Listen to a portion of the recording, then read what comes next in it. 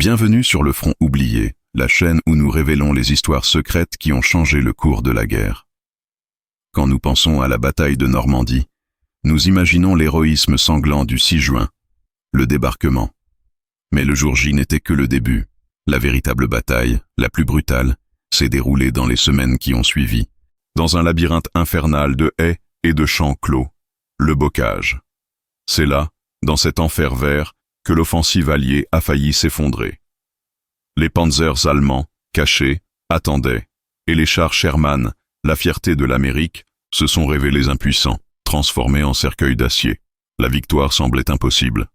Mais si je vous disais que la clé pour déverrouiller la Normandie, l'arme qui a permis la percée, n'est pas venue des grands laboratoires de recherche, qu'elle n'a pas été conçue par des généraux, mais qu'elle a été bricolée, dans la boue et le cambouis, par un simple soldat, c'est l'histoire d'une invention de génie, née du désespoir, une idée si simple qu'elle avait été oubliée, jusqu'à ce qu'un homme, dans un hangar, la transforme en réalité. Si vous aimez ces récits où l'ingéniosité d'un seul homme change le destin de milliers, abonnez-vous à Le Front oublié. Laissez un j'aime pour honorer ces héros de l'ombre et dites-nous dans les commentaires depuis quel pays et quelle ville vous revivez cette histoire avec nous aujourd'hui. L'enfer du bocage commence maintenant. Juillet 1944. La Normandie n'est pas la France libérée. C'est un piège de 2000 km². Le débarquement a réussi, les Alliés ont une tête de pont, mais ils sont enlisés. Le mot qui hante les cauchemars de chaque soldat américain et britannique est le bocage. Ce n'est pas juste un champ, c'est une forteresse naturelle.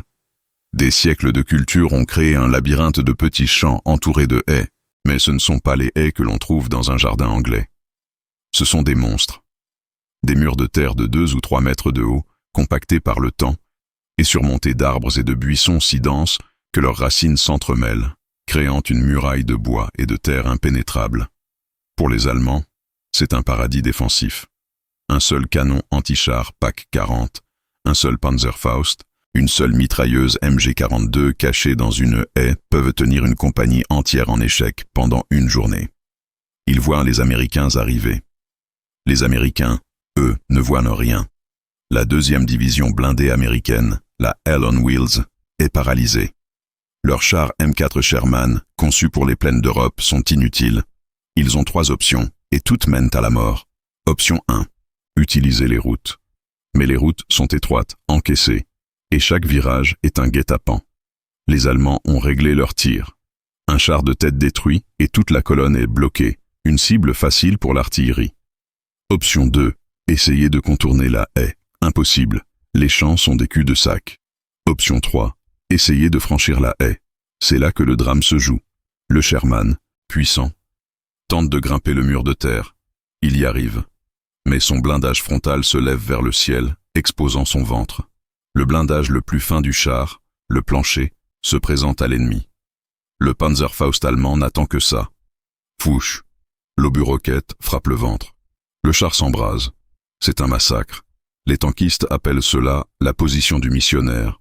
Une blague amère pour décrire leur vulnérabilité mortelle. Les ingénieurs du haut commandement, SHAEF, sont en panique. Ils essaient tout. Ils envoient des bulldozers blindés pour ouvrir des brèches. C'est trop lent.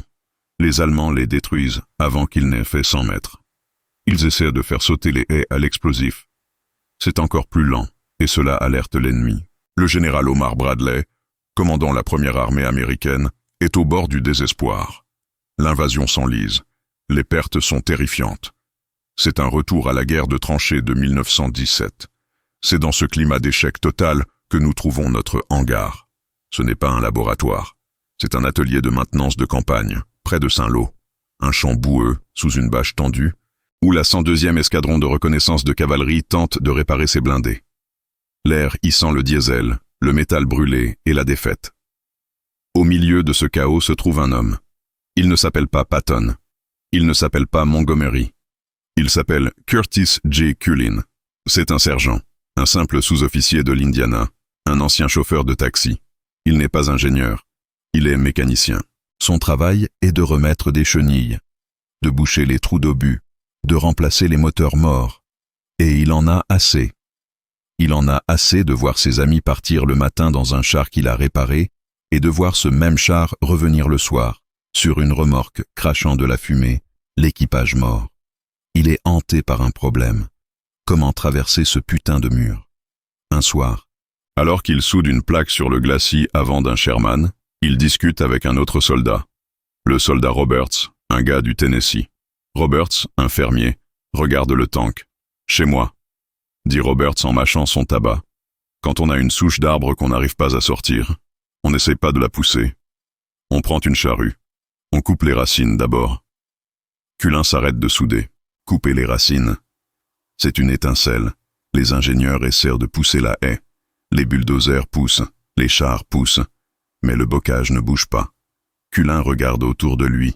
Le hangar est à quelques kilomètres des plages du débarquement. Et ces plages sont jonchées de tonnes de ferraille ennemies. Des obstacles anti-débarquement. Des hérissons tchèques. Des poutrelles d'acier massives, conçues par Rommel pour éventrer les barges. C'est de la ferraille. Des déchets. Une invention oubliée de l'ennemi. Cullen a une idée folle, une idée de mécanicien, une idée oubliée dans un hangar.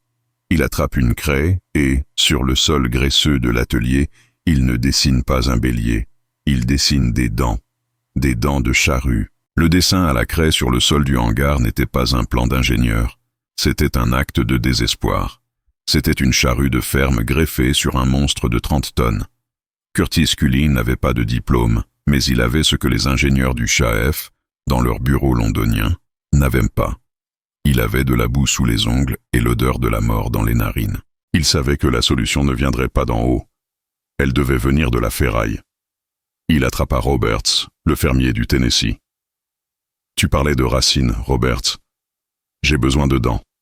Des dents qui peuvent arracher les racines du diable. » Il montra les hérissons tchèques qu'il avait dessinés, ces obstacles de plage. « Rommel nous a laissé les outils, » dit Cullen, un sourire mauvais aux lèvres. « On va lui renvoyer. » Le plan était une violation directe de tous les règlements militaires existants. Il ne s'agissait pas d'une réparation. Il s'agissait d'une modification non autorisée sur une propriété du gouvernement américain en temps de guerre. C'était un aller simple pour la cour martiale. Cullen n'en avait cure. « J'ai besoin de 2 hommes, » dit-il aux mécanos rassemblés. Un qui sait conduire un camion grue et un qui n'a pas peur de faire des étincelles. Robert hocha la tête. « Je suis de la ferme.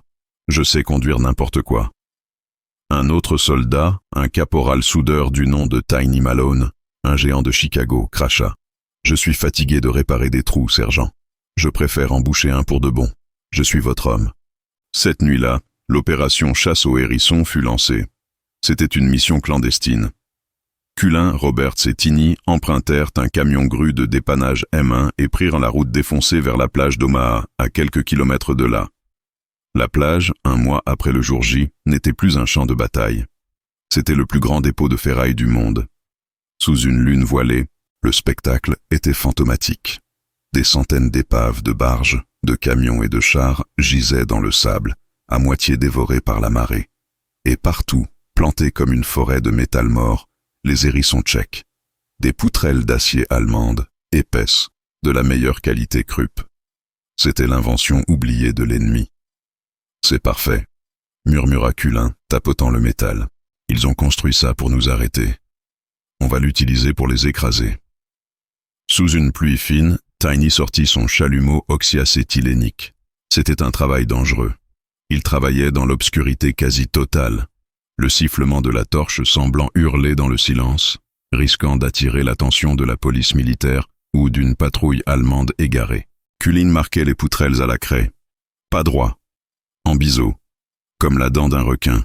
« Coupe-les comme ça », ordonna-t-il. « Il faut qu'elles mordent la terre. » Ils travaillèrent pendant 3 heures, 3 fantômes dans un cimetière de métal, découpant 10 sections massives, chacune pesant plus de 100 kilos.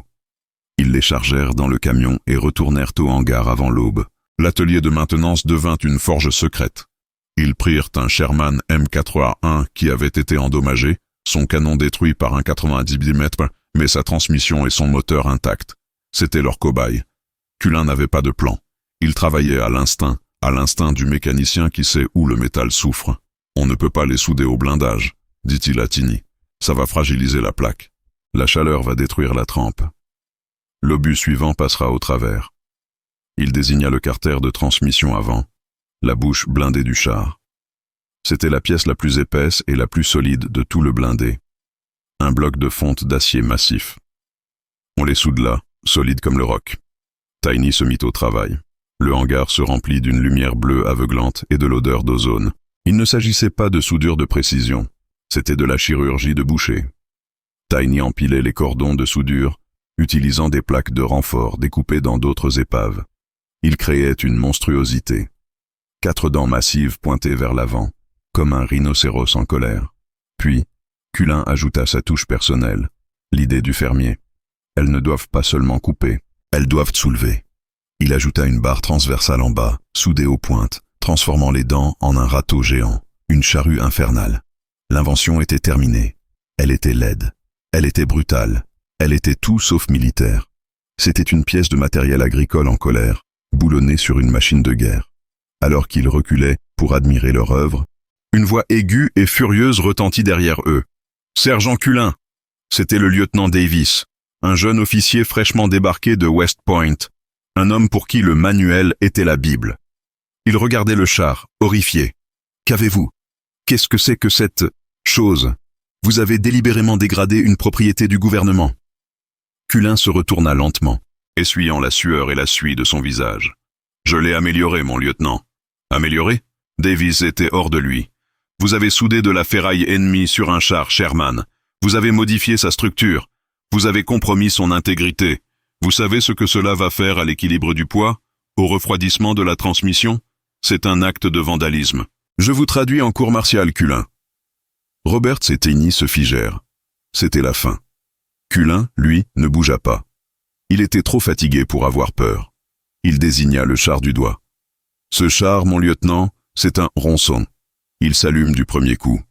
Hier, j'ai sorti le corps calciné de mon ami Jimmy de ce même modèle. Alors, avec tout mon respect, vous pouvez prendre votre manuel et... »« Sergent. »« Non, lieutenant. Vous voyez une dégradation. Moi, je vois le seul putain de moyen de traverser ce champ sans montrer notre ventre à un gamin de 16 ans avec un Panzerfaust. J'appelle ça le coupe-haie. » Davis était sur le point d'appeler la police militaire.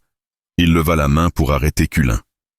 Mais une autre voix, plus profonde et plus lasse, retentit depuis l'entrée du hangar. Il l'appelle comment? Le major-général Leland Hobbs, commandant la 30e division d'infanterie, se tenait là. Il avait vu Cullen travailler. Il avait entendu l'éclat de voix.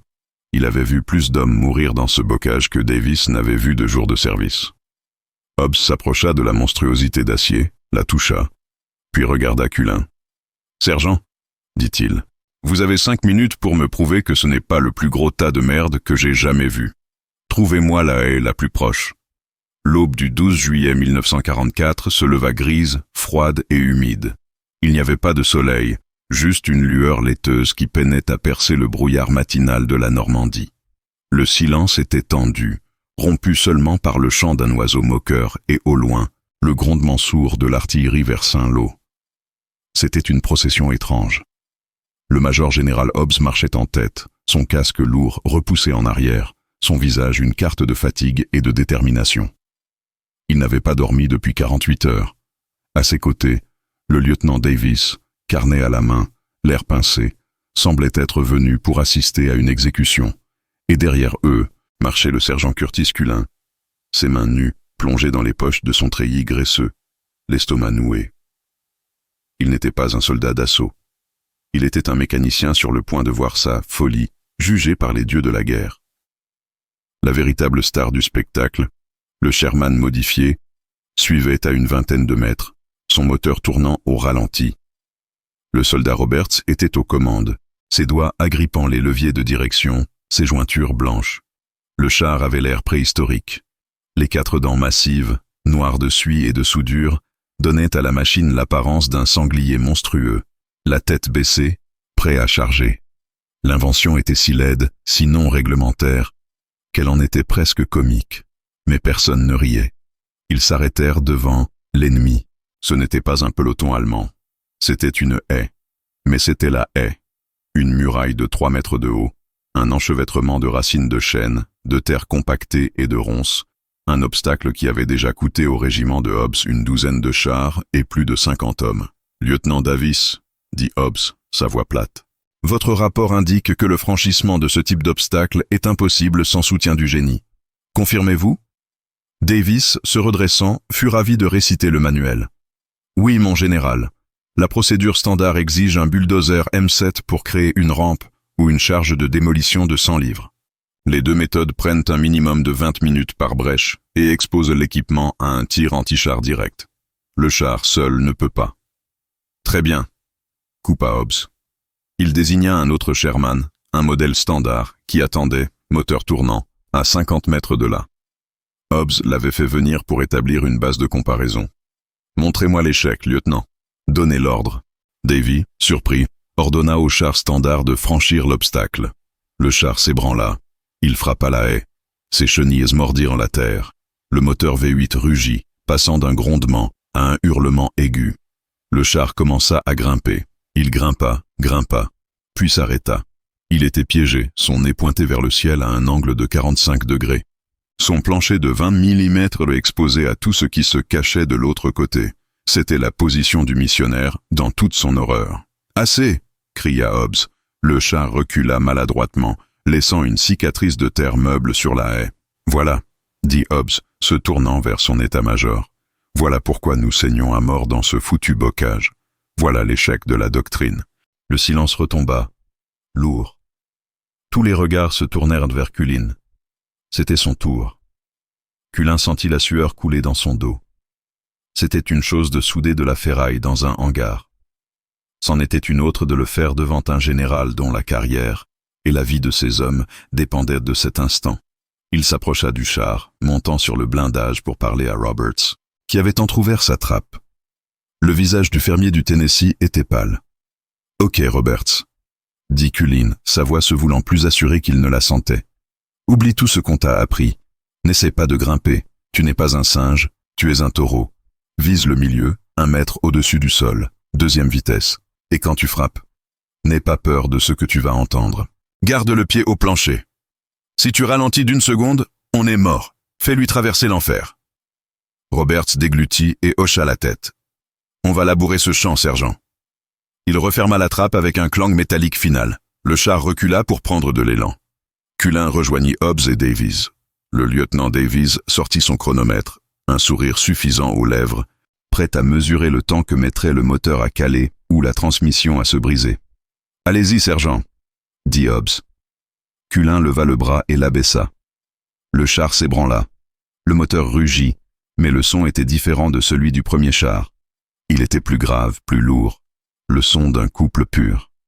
Le monstre d'acier de 30 tonnes, avec ses dents de requin, fonça droit sur la muraille de terre à près de 20 km/h. Le moment de l'impact fut d'une violence inouïe.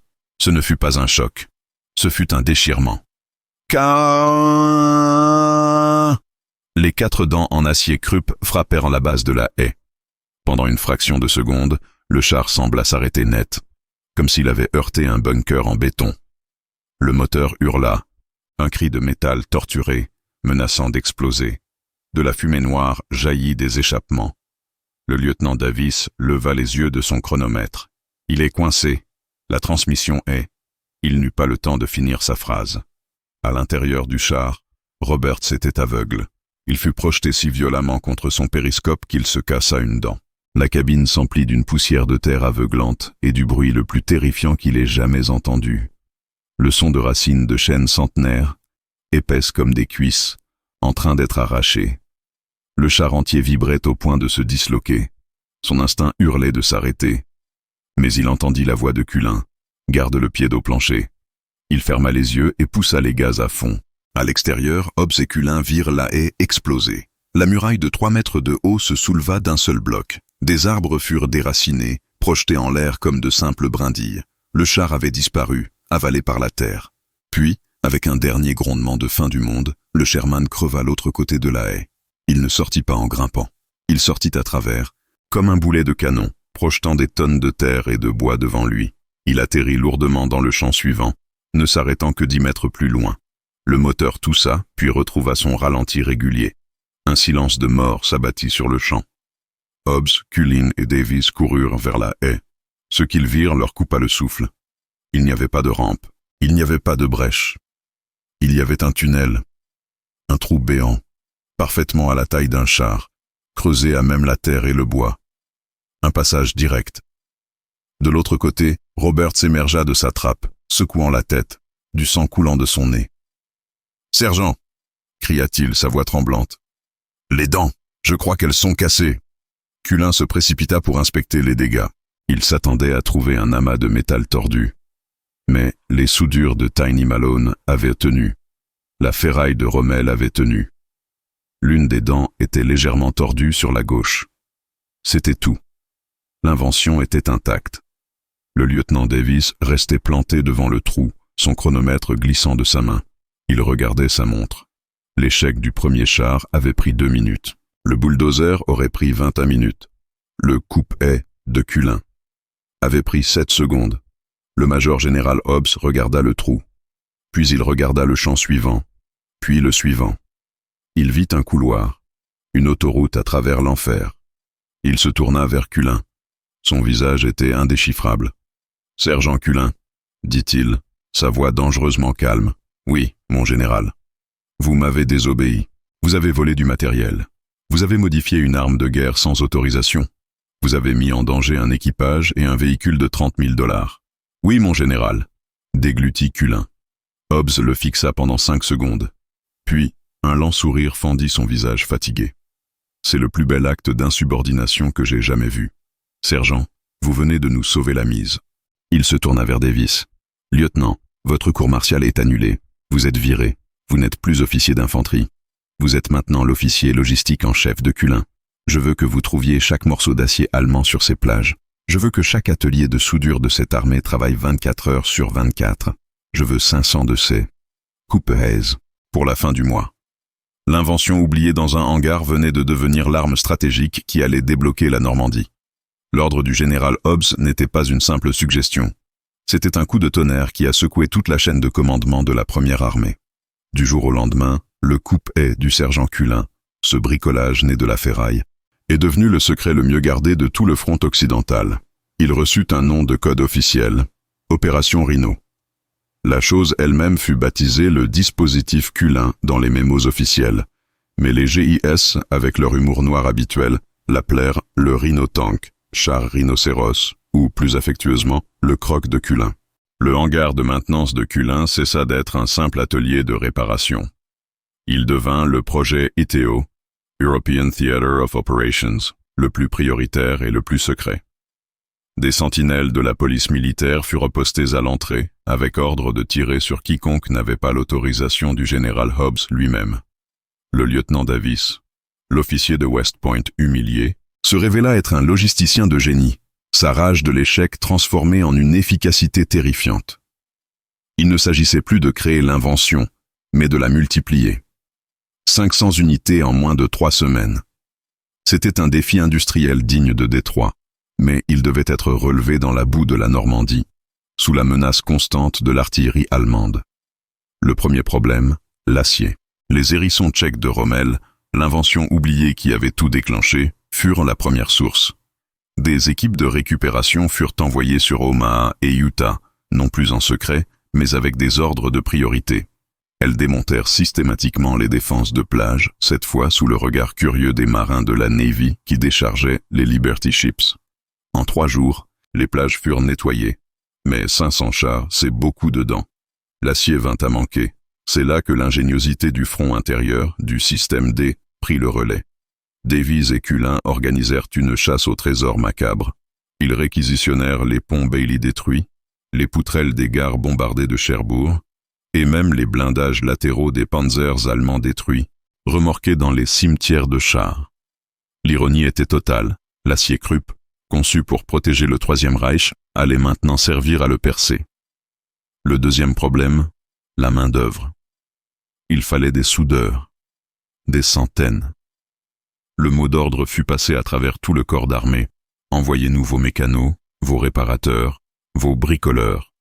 De chaque division, de chaque régiment de maintenance, les invisibles convergèrent vers les nouveaux ateliers Rhino, qui poussaient comme des champignons dans des fermes abandonnées, des églises en ruine et des hangars dissimulés.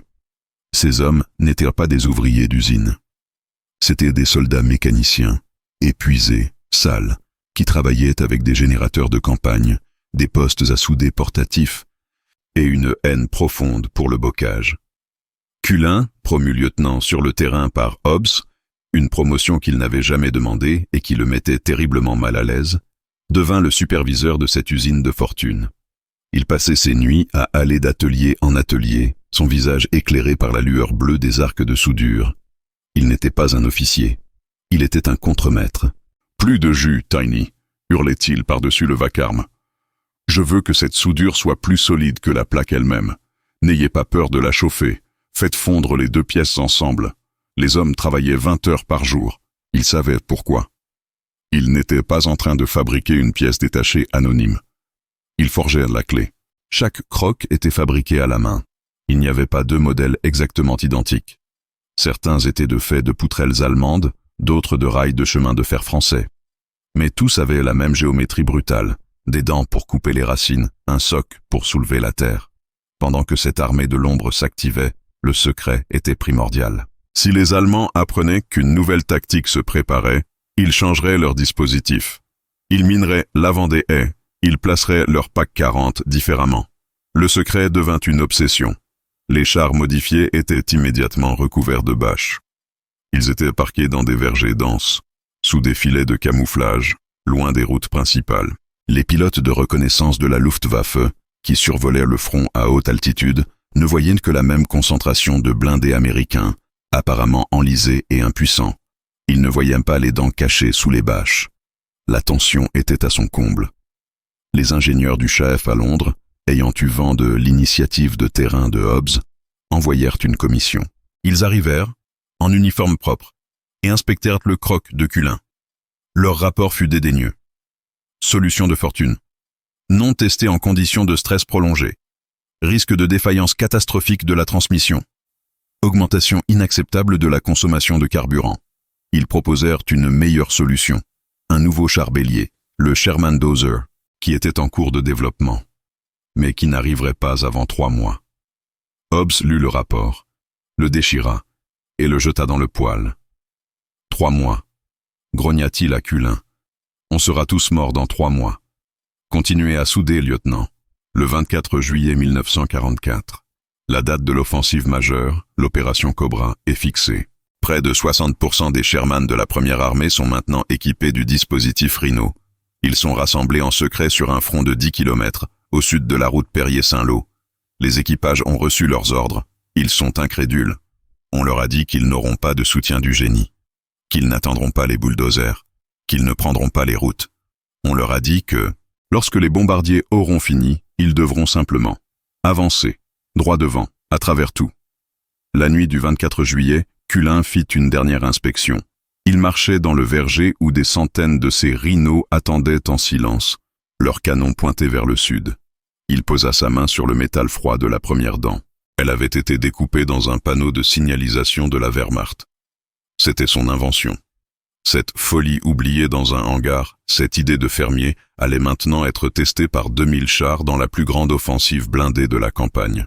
Il n'était plus un mécanicien. Il était le père involontaire d'un monstre, et il ne savait pas si son enfant allait sauver le monde ou s'effondrer lamentablement au premier contact. « Bonne chance, mon vieux », murmura-t-il à l'acier. Le lendemain matin, 3000 bombardiers lourds américains allaient déverser un tapis de bombes sur les lignes allemandes. Et juste après, l'invention oubliée allait changer la bataille de Normandie. 25 juillet 1944, 09h38. Le sol de la Normandie cesse d'être la France. Il devient la surface vibrante d'un tambour cosmique. 3000 bombardiers lourds alliés, B-17 et B-24, défilent dans le ciel, assombrissant le soleil. C'est l'opération Cobra. Pendant plus d'1 heure, ils déversent un tapis de bombes de 500 livres sur un rectangle de 10 km², juste au sud de la ligne de front de Saint-Lô. Le monde explose. La terre se retourne. La Panzer Lehr Division, l'élite des blindés allemands, est au cœur de cet enfer. Les hommes sont pulvérisés dans leurs trous. Les panzers sont retournés comme des jouets d'enfants. Les canons sont enterrés sous des tonnes de terre. C'est un bombardement d'une saturation jamais vue, un coup de marteau conçu pour anéantir toute résistance. Puis, à 11h ans, un silence assourdissant tombe. Un sifflet strident déchire l'air. C'est l'ordre. Pour le sergent Culin, qui se tient aux côtés du général Hobbs sur une crête, ses jumelles collées aux yeux, son cœur menace de sortir de sa poitrine. Pour le lieutenant Davis, son chronomètre à la main, ce n'est plus un test. Pour le soldat Roberts, aux commandes du char de tête, c'est le moment où la folie du hangar va soit le sauver, soit le tuer. Avancez! L'ordre est donné sur tout le front. Ce n'est pas une, mais 3 divisions blindées entières qui s'ébranlent. Plus de 1500 chars Rhino démarrent leurs moteurs en même temps. Le son est celui d'une fonderie en mouvement. Les survivants allemands hébétés sortent de leur cratère de bombes. Ils reprennent leur position derrière la seconde ligne de haies, celle que les bombes n'ont pas touchée. Ils voient les Sherman arriver, une marée d'acier. Ils préparent leur Panzerfaust. Ils attendent le moment familier, le moment où le char va grimper, exposer son ventre et mourir. Le premier Sherman frappe la haie. Il ne grimpe pas. Il ne s'arrête pas. Caca. Le son du croc de Culin, qui déchire les racines centenaires, est plus terrifiant que l'explosion d'un obus. Le char disparaît dans un geyser de terre, d'arbres et de fumée, et réapparaît de l'autre côté, intact, son canon de 75 mm crachant déjà le feu. Un soldat allemand, figé par la stupeur, voit ce miracle impossible se répéter. 5, 10, 50, 100 fois, sur 10 km de large. C'est une fermeture éclair géante qui s'ouvre dans la défense allemande. La doctrine du bocage, cette forteresse naturelle qui a tenu les Alliés en échec pendant 7 semaines, vient de s'effondrer en 7 secondes. Les chars Rhino ne se contentent pas de percer. Ils créent des boulevards. L'infanterie américaine, qui auparavant devait se battre pour chaque mètre, s'engouffre maintenant dans ces tunnels, courant derrière les blindés. La guerre de haies est terminée. La guerre de mouvement commence. Le général Hobbs abaisse ses jumelles. Ses joues sont couvertes de larmes de soulagement. Il se tourne vers Culin, ce mécanicien qu'il a failli envoyer en cour martiale. Il ne dit rien. Il lui serre la main, une poignée de fer qui vaut toutes les médailles. L'invention oubliée dans un hangar a fonctionné. Elle a fonctionné au-delà de toute espérance. La percée est totale. Ce qui devait être une bataille d'usure de 3 mois est devenu une victoire stratégique en 3 jours. La brèche ouverte par les Crocs de Culin est si béante que le général Patton y lance sa 3e armée, dans ce qui deviendra la grande cavalcade à travers la France. La bataille de Normandie est gagnée, non pas par une nouvelle doctrine, mais par 4 morceaux de ferraille allemande, soudés à l'instinct par un chauffeur de taxi de l'Indiana. Et après, Curtis J. Culin a reçu la Legion of Merit, une décoration prestigieuse pour un sous-officier. Mais l'histoire, écrite par les généraux et les stratèges, a vite fait d'oublier. Son invention, le Rhino, était une solution de terrain, un bricolage. Une fois les plaines de France atteintes, les dents devinrent inutiles. Elles furent démontées, abandonnées, oubliées aussi vite qu'elles avaient été forgées. L'histoire officielle retint le bombardement aérien, le génie de Patton. Elle oublia le mécanicien. Culin rentra chez lui, dans l'Indiana. Il ouvrit son propre garage. Il n'a jamais prétendu avoir changé le cours de la guerre. Il a simplement vu un problème, et il a utilisé ce qu'il avait sous la main, une invention ennemie oubliée sur une plage, pour le résoudre. Le croc de Culin reste le symbole parfait de l'ingéniosité du soldat, une preuve que parfois, la solution à un problème stratégique insoluble ne se trouve pas dans un état-major, mais dans la boue, la ferraille et l'obstination d'un homme dans un hangar.